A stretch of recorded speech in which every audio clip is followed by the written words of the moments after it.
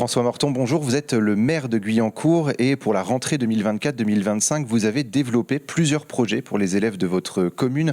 La première dont on va parler, c'est l'allègement d'1 € par repas dans toutes les écoles de Guyancourt. Un allègement qui se traduit par une économie par enfant de 20 € environ et donc environ de 140 € par an par enfant. Pourquoi ce 1 € en moins fait déjà beaucoup de différence ?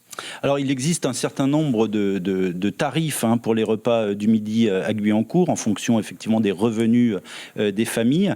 Le marché que nous avions actuellement avec le prestataire est un marché extrêmement exigeant, avec des produits de qualité, de circuit court, du bio, un double choix systématique le midi. Et on s'est rendu compte que effectivement, ce marché, il était coûteux, il était aussi exigeant en termes de budget, de finances, et que nous étions probablement un petit peu chers aussi pour les familles.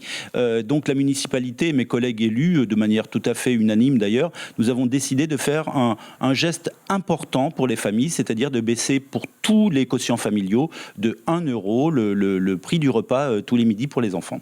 Cette discussion, est-ce qu'elle découle également de discussions avec les habitants de votre commune qui peinaient peut-être parfois à payer la cantine pour leurs enfants ? Alors, il ne s'exprimait pas forcément de cette manière-là, mais en tout cas, on pouvait le ressentir en termes du nombre d'inscriptions, par exemple, et notamment sur certains secteurs de la ville. Donc, il était parfaitement normal de faire un geste. Geste important, encore une fois, puisque, pour vous donner une idée, ça représente environ, dans notre futur budget, 300 000 € à la charge de la collectivité. Donc vous allégez le coût du repas en cantine scolaire et dans le même temps, vous avez la volonté de tendre vers le manger mieux, les circuits courts et les produits de saison. Comment est-ce qu'on peut allier les deux, à la fois cet allègement et en même temps se manger mieux ? C'est une question de décision et de position politique, soyons clairs. C'est une priorité pour les enfants de la ville de Guyancourt. Pour travailler bien à l'école, il faut bien manger. Voilà, vous le savez probablement, je suis enseignant et je l'ai souvent constaté. Un enfant qui ne mange pas équilibré, qui ne mange pas bien, et pas forcément très attentif au moment des apprentissages. Donc on se doit d'y être très vigilant. Alors oui, c'est un choix politique fort. Alors, en France, le prix d'un repas à la cantine scolaire varie entre 4 et 7 €, la moyenne étant de 4,75 €. Ce 1 €, vous l'avez dit, il est à la charge de la commune. Est-ce que ce 1 € va rester, en tout cas vous le souhaitez, rester pendant plusieurs années ? Ah oui, alors là on part donc avec de nouveaux tarifs.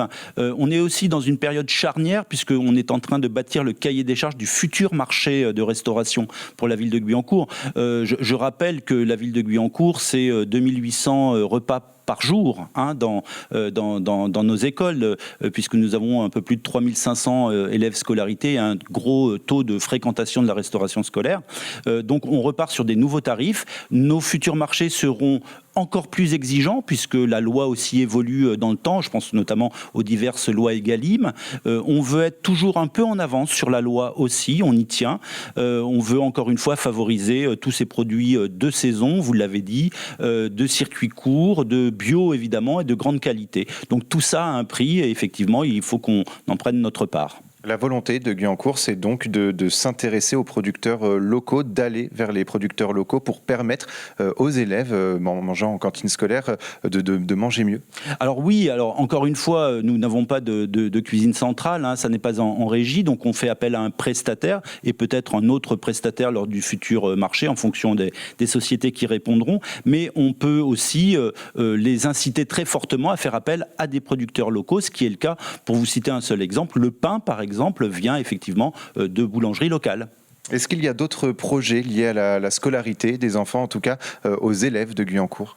Alors, dans l'accompagnement à la scolarité, des nouveautés, il y en a. Alors, on aura peut-être l'occasion d'en reparler au niveau du périscolaire, par exemple. Mais on a continué à accompagner aussi avec la gratuité des fournitures scolaires. Une fois encore, ça fait plus de 20 ans que ça existe à Guyancourt pour un montant à peu près de 15 €. C'est tout ce qu'il y a dans la trousse de l'élève qui est fourni par la ville de Guyancourt.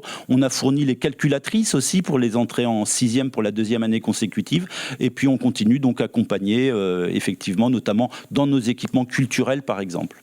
Merci beaucoup François Morton d'avoir répondu à nos questions sur Sensation. Et je rappelle donc l'information de cette interview, c'est justement cet allègement de 1 € des repas par élève.